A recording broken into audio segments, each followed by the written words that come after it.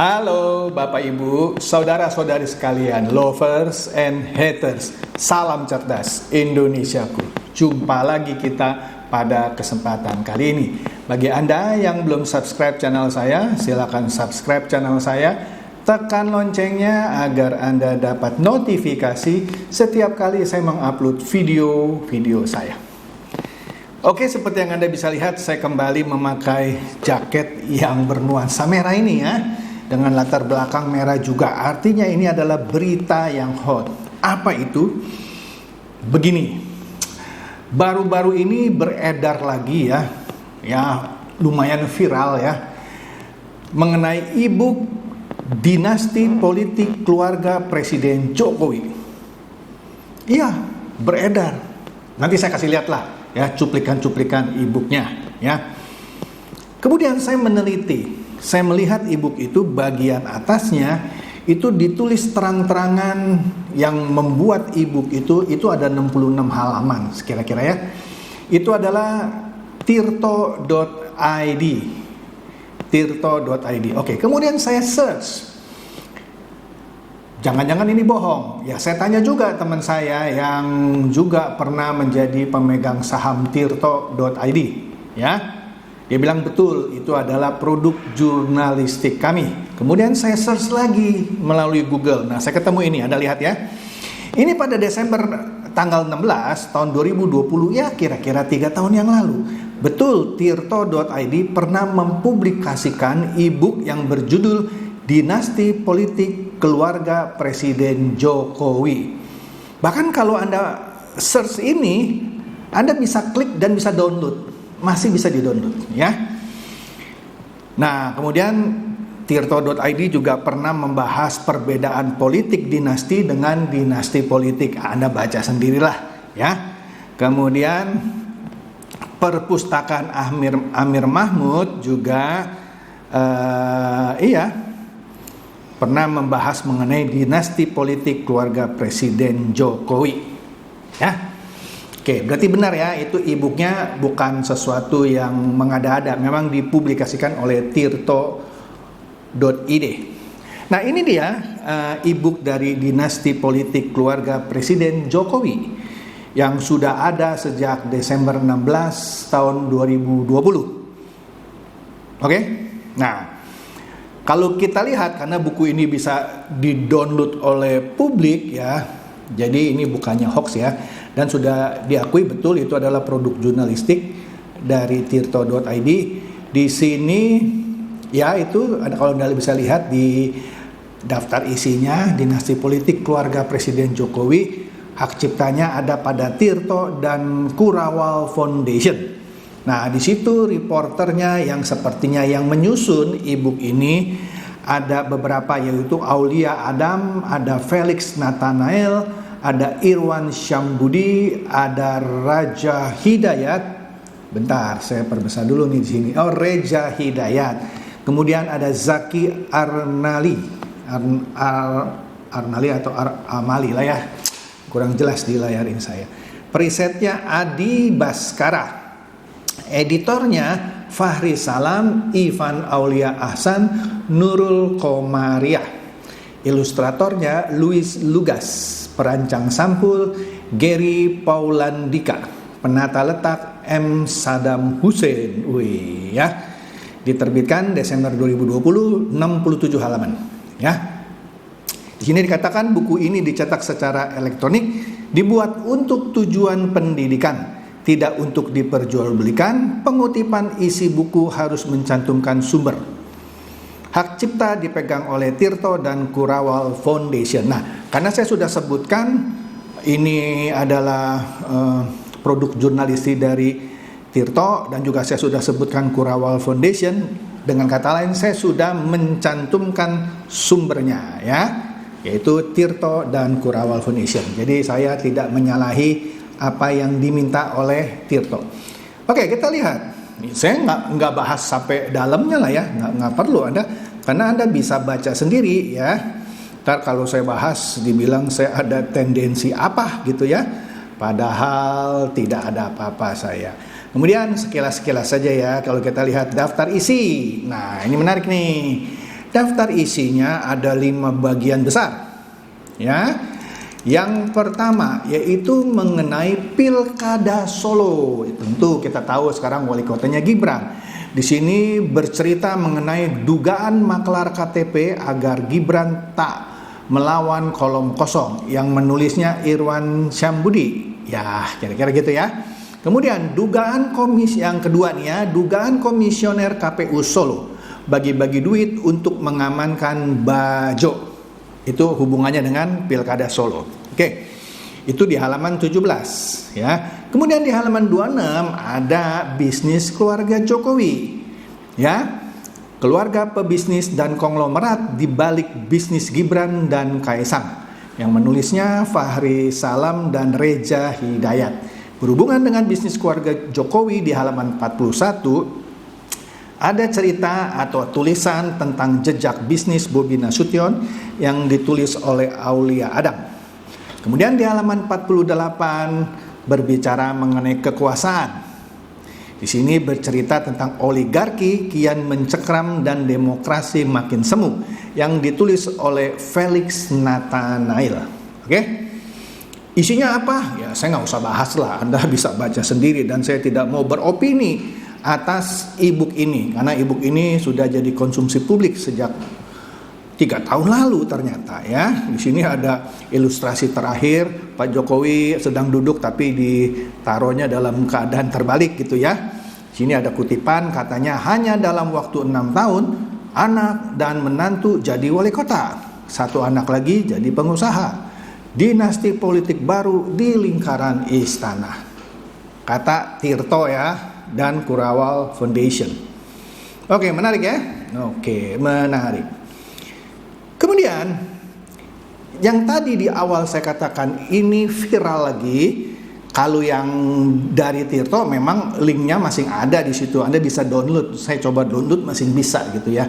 Nah, ini diperbincangkan di suatu WA group. Kalau saya lihat ini ya, WA grupnya Baja Transformasi JKW. Yang saya bisa simpulkan dari isinya adalah suatu WA grup yang mendukung Pak Jokowi. Ya, di sini ada pembicaraan ya. Saya merah-merahin lah yang informasi yang saya anggap tidak perlu publik tahu lah ya. Di sini ada orang bilang, wah iya ini baru saja Mustar Pospera. Saya pertama kali nggak tahu apa itu Mustar Pospera. Nanti kita lihat ya, apa itu Mustar Pospera. Blast atau membagikan ini e-book yang berjudul tadi ya, Dinasti Politik Keluarga Jokowi. Nah, kira-kira ini serangan PDIP kedua ke Jokowi. Jadi dengan nyebarin buku ini, inilah serangan kedua ya ke Jokowi. Yang pertama katanya sesaat setelah PAN, Golkar dan PKB deklarasi dukungan ke Prabowo. Jadi dengan kata lain kalau saya simpulkan, serangan pertama dari PDIP ya ke Jokowi sesaat setelah PAN, Golkar dan PKB deklarasi dukungan ke Prabowo. Nah, yang kedua ya ini disebarin lagi e-book ini. Padahal e-book itu sudah 3 tahun dan setahu saya Pak Jokowi juga dan PDIP waktu itu nggak gimana gitu lah ya, dan linknya masih ada kok. Serangan ketiga siap-siap katanya ya, pokoknya setiap ada arah dukungan yang nggak atau tidak ke Ganjar, Jokowi adalah tersangkanya karena dianggap Godfather. Terlalu terang kelihatan pecahnya, maksudnya pecahnya PDIP, karena Pak Jokowi kan masih kader PDIP, belum dipecat ya kan. Kemudian orang ini bertanya kepada Mbak A sesuatu gitu ya yang saya merahkan. Dia menanyakan ke Mbak itu yang ada di grup ini, apakah sudah terima ini juga gitu. Terus si Mbak itu menjawab iya, maksudnya dia mengiyakan menerima e-book itu ya yang disebarkan oleh Mustar Pospera. Nanti saya ulas siapa itu Mustar Pospera. Mbak itu bilang iya, tapi saya hapus karena Jokowi presiden saya, presiden Indonesia. Wih, bagus juga sih Mbak ini ya. Oke, itu percakapan di WA grup Baja Transformasi JKW. Ya, saya tebak pasti Jokowi lah ya. Nah, selidik punya selidik, saya search siapa itu Mustar Pospera. Nah, di sini saya tahu gitu ya. Anda juga bisa search gitu ya di internet. Pospera itu adalah singkatan dari Posko Perjuangan Rakyat. Jadi ada organisasi yang namanya Posko Perjuangan Rakyat, Pospera. Nah, ketua umum Pospera adalah Mustar Bonaventura. Jadi tadi ada tulisan Mustar Pospera, artinya Pak Mustar yang dari Pospera, gitu maksudnya. Jadi e-book dinasti politik keluarga Presiden Jokowi yang sekarang diviralkan itu disebar-sebarkan oleh orang yang namanya Mustar Bonaventura, yang tak lain dan tak bukan adalah ketua umum Pospera. Nah, siapa ini Mustar Bonaventura? Nah, ini infonya saya nggak tahu apakah dia masih atau tidak. Dia adalah komisaris utama BUMN PT Dahana. Mestinya kalau masih menjabat sebagai komisaris utama BUMN PT Dahana, harusnya dia ditindak, ya. Ternyata sebelumnya Mustar Bonaventura ini juga pernah membuat sebuah aksi untuk menyatakan Erick out, Erick gagal. Padahal dia komisaris utama BUMN lu yang dibawanya Erick. Waduh, nggak ngerti dah saya ya. Kemudian, Pospera ini adalah organisasi yang terafiliasi dengan Pena 98 di bawah komando Adian Napitupulu, yang kita tahu adalah politisinya PDIP ya, sebagai sekjen nasional. Nah, politikus PDIP ini juga menjabat sebagai ketua Dewan Pembina Pospera. Jadi dengan kata lain, ketua umum Pospera adalah Mustar Bonaventura. Ketua Dewan Pembina Pospera ini adalah Adian Napitupulu. Ya. Orang PDIP. Wah, ini saya lucu juga ya, kenapa PDIP ini akhir-akhir ini menyerang Pak Jokowi gitu. Oke lah, itu urusan mereka ya. Kemudian kalau saya lihat di majalah Tempo beberapa waktu yang ini waktu saya buat video ini kira-kira 1 jam yang lalu beritanya. Di sini katanya, ya kita udah tahu juga ini sudah viral juga beritanya ya. Joko Widodo mengaku memegang data intelijen mengenai partai politik. Data itu diklaim memuat informasi tentang urusan internal dan arah manuver partai dalam menghadapi pemilihan umum atau pemilu 2024. Nah, saya nggak tahu nih ya. Saya pertama kali dengar Pak Jokowi bilang saya pegang itu ya informasi urusan internal dan manuver partai-partai. Bukan urusan saya lah, saya pikir itu ya. Tapi sekarang saya coba menghubung-hubungkannya dengan diviralkannya lagi e-book mengenai dinasti politik keluarga Presiden Jokowi oleh menurut WA-nya tadi Bajak Transformasi JKW. Saya bukannya Alifur Rahman yang nyebarkan hoax. Ini berdasarkan WA-nya saya kasih lihat gitu ya. Yang disebarkan oleh Mustar Bonaventura. Kalaupun ternyata bukan Mustar Bonaventura yang nyebarkan, bukan urusan saya juga. Saya kan cuma menyampaikan apa isi percakapan sebuah WA ya yang saya tayangkan. Kalau Alifur Rahman kan bilang ada sebuah grup WA, cuman dia nggak sebut gitu ya. Oke, jadi saya curiga yang dimaksud oleh Pak Jokowi dia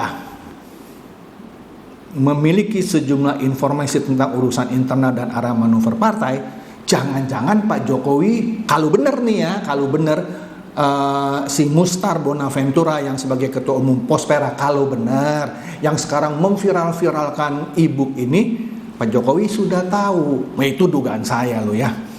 Seakan-akan Pak Jokowi sambil senyum bilang, gue tahu. Iya, ini kan analisa saya ya, mungkin saya juga salah.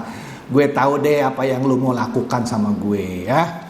Karena Pak Jokowi juga bilang ini juga dari intelijen. Waduh, sadis. Nah, jadi kalau mengacu ke email grup WA yang tadi, ini adalah serangan kedua, ya. Sekali lagi menurut grup WA itu ya, serangan kedua. Serangan pertama yaitu ketika PAN, Golkar, dan PKB mendeklarasi dukungan ke Prabowo. Nah, sekarang ya, ini adalah serangan kedua. Serangan kedua ini kapan? Yaitu ketika Kaesang masuk PSI. Iya kan, Kaesang tidak masuk PDIP tapi masuk PSI, sudah saya bahas ya. Dan setelah itu disebarkan ini ibu gitu ya. Serangan ketiga, siap-siap nanti ada serangan lagi ya. Pokoknya setiap ada arah dukungan yang tidak ke Ganjar, maka Jokowi adalah tersangkanya menurut tadi percakapan di grup WA. Saya lagi berpikir-pikir juga ya, apakah gara-gara itu sekarang Pak Jokowi, ya ini dugaan saya, mengambil sikap ya.